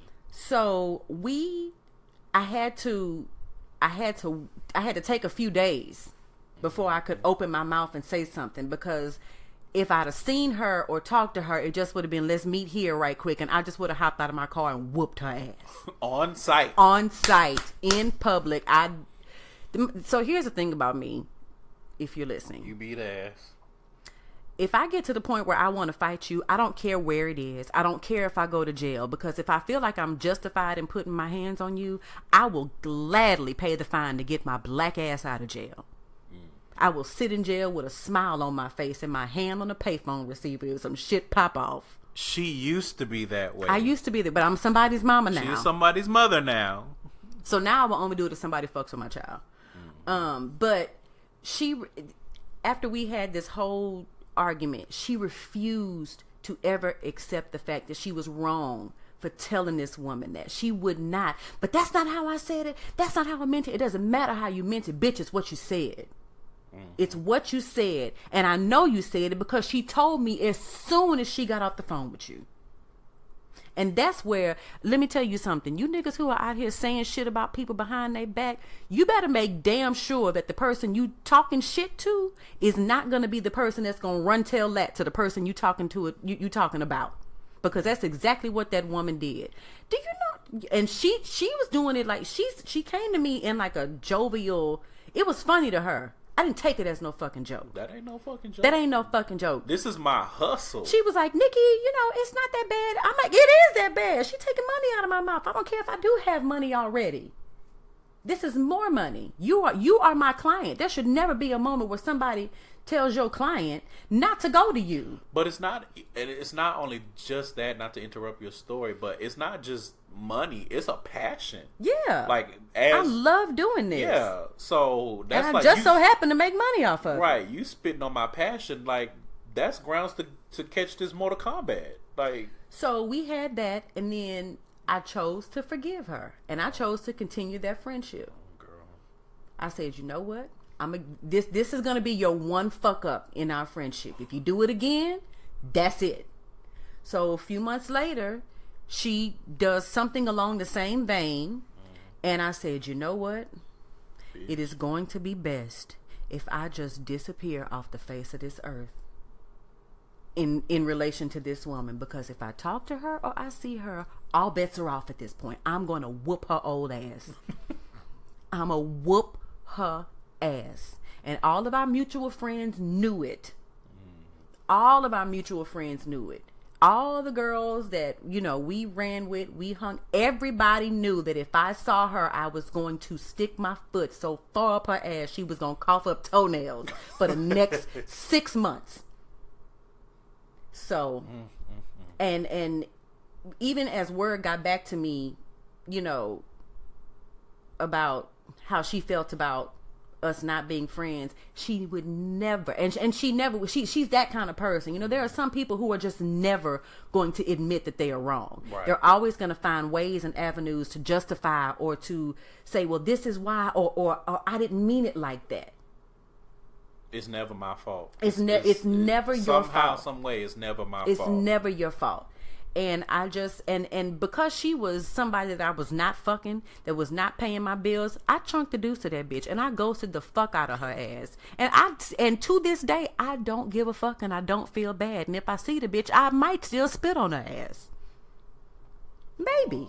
I might speak. I guess it just probably depends on the way the day is going that day. But depends on how fussy Micah was that day. And now I will tell you this, I have forgiven her, but that don't mean I'm never gonna fuck with her again. I forgive her because I had to release that anger that I held towards her. Right. Like I said, don't mean I won't spit on her if I see her. I might revert back. But, you know, I had to forgive her so that I could let that anger go, so that I could just keep on going. Like, you know, fuck her. It is what it is. I accept it for what it is. I accept her for who she is. And I refuse to be her friend because of the type of person that she is. I have that right to say I choose to or I choose to not deal with who you are as a person. So those are my two examples. Okay. Let's see. My main example, I'm gonna go back to what I was saying earlier in the conversation, is really my parents. And let me see how to frame this. It's a situation where, you know, we had a falling out. Again, you guys, you have to listen to episode 10 if you want the full details on that. But we tried to reconcile a couple of times. You know, I met with my mother. We had dinner. I remember we went to the Cheesecake Factory. And we sit here and we have this conversation. And when I tell you, she had a grab bag full of excuses and bullshit that I had never even heard. All of these different reasons why what happened was my fault. And, well, we talked to you like that because I didn't want you to be like your daddy. I'm sorry, madam. We have never sat down and had a conversation about my biological father. So for you to come out of the woodwork when I'm grown and we have had a falling out and you trying to say, well, I didn't want you to be like it, I'm sorry, that's bullshit. Yeah. I mean, just... you would have swear we was playing dodgeball the way she was dodging that responsibility. Like, not once did she ever come out and say, I'm sorry for the things that we said. At the very least, I'm sorry for the delivery. I'm sorry that we called you a bitch. I'm sorry that, you know, your stepfather threatened to get you fired from your job. I'm sorry that we told you we would rather see you out on the street with nothing than to be in our house being quote unquote disrespectful. Never taking responsibility, like, for the things that you said and the way that, I mean, because those words had weight.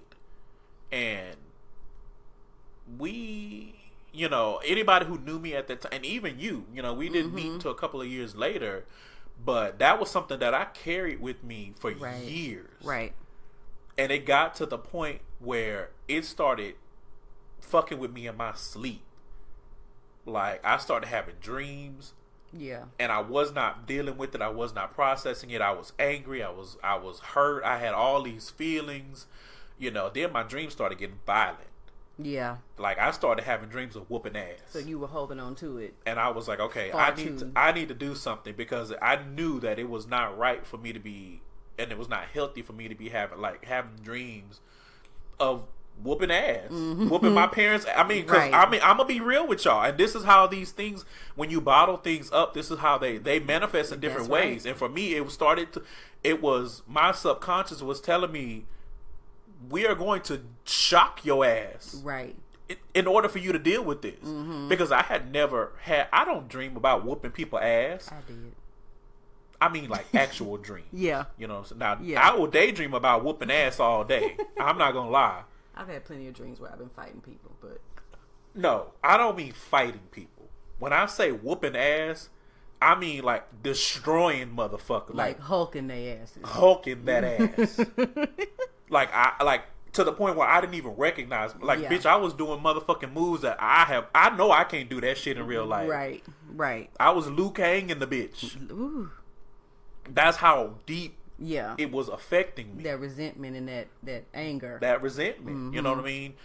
And so, a couple more times over the years, trying to reconcile and never getting that, not even acknowledgement that, okay, we acknowledge that we fucked up. Right. It's always, well, because you was doing this and you was being disrespectful because, you know, you didn't take the trash out even though you ain't been in the house for 17 hours and you have a younger brother whose chore it really is. Or you being disrespectful because you don't eat the food that we leave for you in the microwave even though you don't get home till 11 o'clock at night. And you put it in a refrigerator. You know, I mean, it was just all kinds of stupid silly shit. Stupid shit. that looking for shit to actually right. fuck with you about. And let me say this: I'm not saying that I was perfect when I was 22 years old, living in my parents' house. I was, working. I had my own shit. I'm not saying that I was perfect, but it was like a witch hunt to look like, and it was just like, if you want me to move out, then just let's sit down and talk about it. Be like, look, you need to get your ass out. You 22. That I would not have had a problem with, and I was already planning on moving out before we had that big fallout. And then, but since then, everything was juking the responsibility of we said things we should not have said, right? And we started getting to that point, and then my mom said something to the effect of, "Well, it was the heat of the moment. No. You can't hold me responsible for what I said in the heat of the moment." Yes, the fuck I can. And I said, it seems to me like you said what you've always wanted to say to me in the heat of the moment. But now you threw them rocks. Right. And now you're trying to hide your hand. And you mad because I'm pulling your card. Because if that's not you, if you didn't mean those things, it would be nothing for you to apologize for it. Right. And it was that inability to say, you know what, you right. It was, I said that shit in the heat of the moment. I shouldn't have said it. I don't mean it. I never got that. I never got, right. I didn't mean that you a bitch. Right. Like, can you, like, I don't even know if y'all can imagine, like, having your people that raised you call you everything but a child of God. Because you came home late after they already cussed you out for some other shit. For something else. So that was like a prime example for me of grown people just not being, and I mean, there's a lot more factors. I know people probably listening to this and be like, well, parents have a hard time admitting that shit to their kids, blah, blah, blah, blah, blah. It doesn't matter. You're a human being. All of that is fine and dandy, but my point in telling this is that it's a real thing, that inability to be able to be accountable and own up to what you did and to apologize and to seek forgiveness. Like none of that shit has happened. And that's why we don't have a relationship to this day. Now the lines of communication are open. But the thing about it is, and again, this is why I preface this conversation with laying out how I view acceptance versus forgiveness. Because I finally was able to accept everything that happened. And I bullshit you not. It felt like Thea was lifted off of my shoulder. Thea Vidal. Get out of here. but that was how dramatic it was. Yeah. Like it was literally a physical weight lifted off of my shoulders. And it's the same thing as you say, I forgive you for me.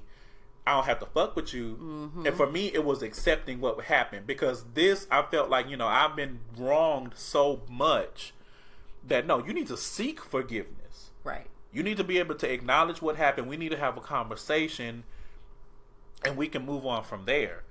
So that was, probably the biggest. I mean, I'm sure I could come up with more examples, but that was the main one.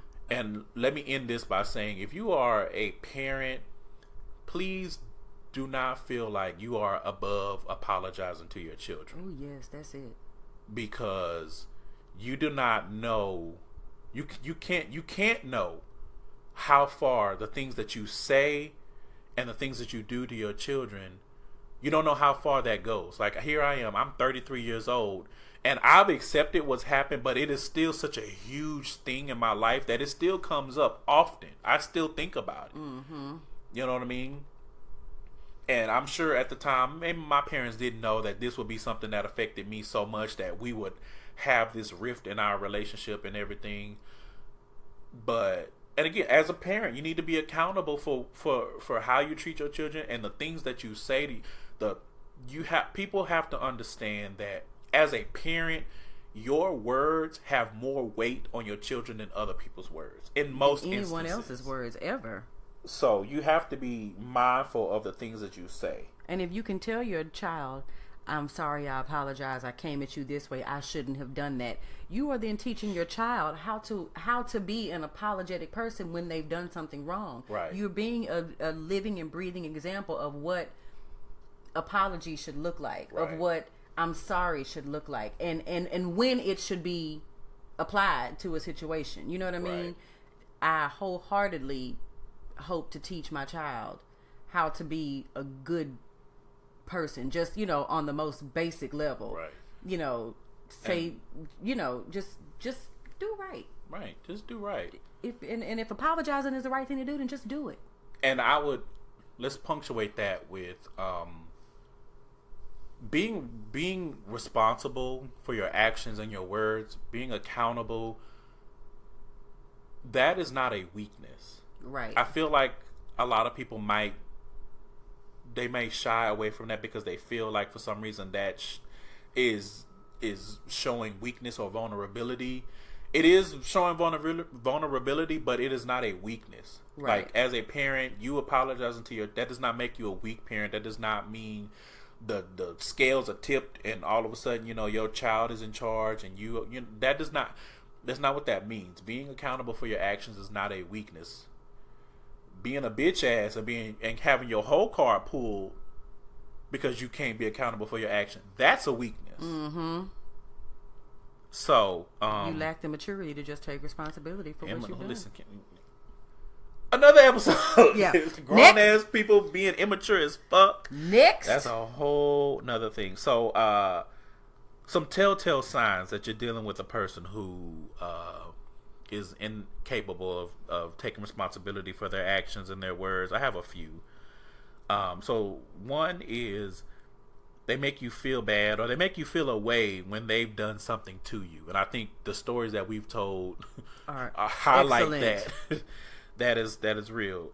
Next, they're dismissive of your feelings, or they're one of those, I'm sorry, damn, what more do you want type I want to punch you in your throat. That's what I want. You deserve the swiftest of roundhouse kicks, Chuck Norris style. Yeah. Like, if that's the kind of apology that you're giving people, keep it. Leave that person. Ghost them. Please. Leave that person alone. Just leave their asses in the dust. They'll be all right. They blame all the bad things that happen in their life on other people. Because it's never their fault. That can't take responsibility for shit that's going on. Their cable bill off because they didn't pay it, but somehow it's somebody else's fault. Mm-hmm. They try to move on from things without properly addressing them. Again, like I said, if the story that I told, if you dealing with somebody that's one of those sweep it under the rug type of people, you may have that type of person on your hands that does not know how to take accountability or actively chooses not to, because there's some people who are ignorant to it, and there's some people that be like, I'm not responsible for shit. The world owes me. Yeah. So I don't have to be responsible for the shit that I do or that I say, because you part of the world, you owe me. Right. You have any to add? No, that sums up. Well, this has been an amazing conversation. It has. You know, for y'all that are still rocking with us, because we've been jaw jacking for a long time, bumping these damn gums for a while. Bumping these gums. So let's close it out. Let's run through the queer query, because y'all know how I like to end the show asking my guests some questions. And cousin, you are not exempt. So, and I just realized how this first question ties into the whole thing. Yeah. Okay, so the first question is: if you could fight somebody right the fuck now with no consequences, who would it be? Kim Kardashian West for making that fuck ass highlight and contour kit that she created. Bitch, you charging $50 damn for this highlight and contour stick, and you got only enough product to last a bitch who do her makeup every day for 2 weeks. The sponge is trash. The blending brush is trash. It's just trash. And you package that shit in that plastic ass. Your ass ain't Pat McGrath. Only Pat McGrath. And I'm sorry, if there are any of you who love makeup who are listening to this, if you wear it, love playing in it, then you know exactly who I'm talking about. She bagged that shit up like her name was Pat McGrath and she put glitter in that bitch. Girl, go sit the fuck down somewhere. And if your raggedy ass little sister, who I also would whoop on sight, Kylie Jenner, because I just don't like that bitch.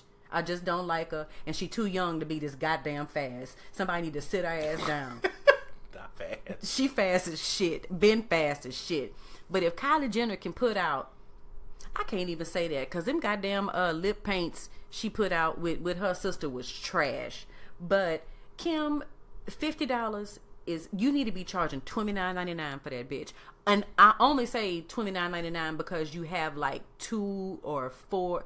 Listen, it's overpriced. It's ridiculous. The sponge is shit. The brush is shit. And like I said, there's only enough product in that bitch to last somebody who does their makeup every day for about 2 weeks. And there's no way in hell you should be charging $50 fucking for that shit. I should beat the shit out of you. My God. Okay. Who would I fight? I have something down, but now I'm okay. So the first one would be the little Keebler elf dude. I believe his name is Jeff Sessions. I would beat him. Like, he would be perfect for like a game of whack-a-mole. I would love to play that. Like, I would whoop his ass on sight. I would swing his ass around by the ears like Martin, and just punt his little ass. But honorable mention for that ass whooping. The Jenner sisters. Fuck them bitches. I think because I was listening to somebody's podcast and they were talking about them damn shirts that they did. Come on, man. Y'all need. You didn't ask permission to use beat nobody's face. You just think that because your last name is fucking Jenner. And see, that's the problem I have with people like that. Y'all give these bitches far too many passes, and now they think they can go plastering their pale ass faces on top of Biggie and on top of Tupac and on top of Ozzy. Bitch, fuck y'all. Somebody needs to revoke their access to anything that requires them to come up with product and make money. Revoke that shit, because these bitches are disrespectful. They disrespectful as shit. They need and you know they just need the they need a good old country ass whooping. So and I'm line here to them give up. it to them. Line them up like Shaw Santiago says. Line them up. So Jeff Sessions, Kim, Kylie, and Build the Bitch. And Rob's ass for being a dumbass motherfucker since day one. We already got Rob. Next. We already got Rob. Mm-hmm. Rob been needed his ass beat. Okay, next. What words? I can do them. What HGTV show would you be on? Man, I would love to sit around with Chip and Joanna. Oh. Fixer Upper? Fixer. Because we ain't got to travel far. We just ride a couple hours to Waco. But Chip and Joanna just make my heart smile. Chip is such a fucking asshole. He is so stupid. And you can tell when he be getting on Joanna nerves, because she be like, Chip, I will whoop your ass out Chip. Here. That one time when she pushed his ass in that water, you could tell she was over it. Oh, when he almost pushed her in the pool, she was beating his ass. She was done. And she turned around like, ooh. She was like, oh shit, this camera's here. Yes, right. She was beating his ass. I would also like to be on an episode of Tiny House Hunters, just because I've never been in one, and I would like to be, and I would really like to. That's what I'm saying. I really like to be like, why in the fuck would y'all buy this shit? Girl, they not airing that. Mine would have to be on like HBO or something, or like Viceland or something like that, where they let people cuss. Because, ma'am, and I need to be the realtor. Are you sure you want me? Bitch, get your ass in this. We can't even stand next to each other. Because that would be me. They'd be like, oh, well, we want a tiny house for our family. We have this big ass dog. We have 4 and that's going to be me. Bitch, are you fucking 4 kids in a tiny house? Where are these children going to sleep? Let me call And little CPS. Olsen has a hamster kit that we need to make sure we have room for. Man, fuck y'all. Listen, they're like, well, I have a collection of birds. I have all these cockatoo, bitch. You know what? We can add the people like that on Tiny House Hunters to the ass needs to be whooped. If I see another family with 4 motherfucking kids trying to get a quote-unquote 3-bedroom tiny house on wheels, y'all need y'all asses beat. What really irritates me is when somebody walks in a tiny house and goes, wow, this is really small. They told you it was 197 square feet before you stepped in. What did you think it was going to be? You are on Tiny House Hunters. What did you expect? There is no closet. Especially when they say, well, I don't want anything bigger than 250 square feet. And then you walk in there and be like, this is so tiny. If I was the realtor, I would be whooping ass. There's no cabinet space. Where am I going to put my shower is so small, bitch. In your dreams, because that's where you gonna. There's no space in this house for them. Okay. What HGTV show would I would listen? My answer is a whole answer, and I don't have no shame. I wasn't married when we was watching this, so I would bring back the Kitchen Cousins with they fine asses, and that's the show that I need to be on. Kitchen Cousins, whatever y'all doing, if y'all building habitats or if y'all building the kitchen, I need to be there. The scruffy cousin, I can't think of his name. Anthony, and damn, what's the other name? Mm-hmm. The scruffy one, the one with the beard. Mm-hmm. Listen, dark hair. Well, they both got dark hair. Listen. I thought one was a little bit more brown than the other one. Girl, you getting into some man. Girl, okay, they fine. They fine. They fine. At the end of the day, they fine. We don't need to get into the specifics. They fine. That's fine. They fine, and that's fine. That's it. So, Kitchen Cousins, and listen, they can turn into Kitchen Cousins After Dark real quick. Real quick. Turn off the lights. In the kitchen. In the kitchen. So I don't have a problem with that. Oh, and a second would be any show with Jason Cameron, because he's fine as fuck. He is. That's really it. Yeah, that's it. You know, that's where the buck stops for me. I was gonna say two things. I kind of lost some of the magic with Fixer Upper when I found out that ain't them people furniture. No, they staged the homes. I know. And now that the magic is gone, I be like, so what they house look like when y'all take all the nice shit out? Whatever they brought with their ass. They bringing they raggedy ass, brown ass leather couches from 1988 in these beautiful homes. I would be whooping ass. It's time to go. Somebody getting their ass whooped. Mm-hmm. But yeah, I didn't realize that I thought the furniture was included. I did at first too, and then but it's I guess because I got so used to watching Property Brothers, where the furniture is included. Theirs, yeah. The property alpacas. Shout out to Naj. Get out of here, Naj. Okay, last thing, because we jaw jacking. Yeah, my mama's gonna kill me. This is about to be a 2-hour episode. She's gonna cuss me out, and she don't even cuss. If you could ask Beyonce 3 questions, what would they be? Because you know we Beyonce stan, so I couldn't let you out of here without asking this question. Can I sit in on a session, and how long can I stay? Mm-hmm. Can I do your makeup? Mm. And can you please put my number in your phone so we can be friends? I feel like what you call it on Real Housewives of Potomac, when she was giving Giselle her phone number, was like, here, put your number in my phone. Just put your number in my phone. And Giselle was like, I'll do that. And then that bitch turned around and walked away. No. Let's see. I would ask, how can I join the team? Like, I will mop up coochie sweat if I have to during costume changes. How can I be down? Tell me where to start. Next question would be, what happened to that bodyguard that whacked it on you and Blue's passports? He did, girl, ain't he? Yeah, that man got to be gone. He did, ain't he? He is deceased. I know I'm not ever going to see this on, like, Investigation Discovery or anything, so I just want to know. He has perished. He did, ain't he? Mm-hmm. Last question. Can I get some VIP passes to the next concert? I mean, let's be honest. I went to see Formation, y'all, 3 times. I went to see Formation 3 times in 2 different cities. I deserve some VIP passes. I need to be backstage. I need to meet the dancers. I need to do all of that shit. I need to be sitting in the cut with Blue and Jay. If he not performing with you, can I be down? And if one of those questions are not allowed, then my wild card question would be, how did you punish Sean for the niggotry? Or is this going to be another album? That's going to be the question that ain't allowed. Right. She going to be like, if you don't get your black ass out of here. Ass out of here. Security. Julius. I'd be like, wait a minute, Julius. Now you too big. Okay. Far too big. So, that wraps up another episode of Gayside Stories with... This was so much fun. Cousin, Texas Hummingbird, Nikki. Yes. Tell the people where they can find you. Well, if you want to be found. If you want to find me, you can find me on Twitter. I am Texas Hummingbird, TXHummingbird. And on Instagram, I am Nick the Hummingbird, NIKTHE Hummingbird. You will only see pictures of my child. Well, here lately anyway. Get in where you fit in. It's a beautiful child. You guys know where to find me. I'm Gayside Stories everywhere. If you want to follow my personal accounts, I'm Trill everywhere. Make sure that you are checking out the Sounds of the Stories playlist that Chartreuse Disaster, aka Naj, does on SoundCloud. Thank you for listening. Thank you for all the support, all of the other podcasts that support me, people that have been joining and giving me kudos and showing interest in the show and leaving reviews, all of that. I see all of you. I appreciate you guys. I appreciate you for listening.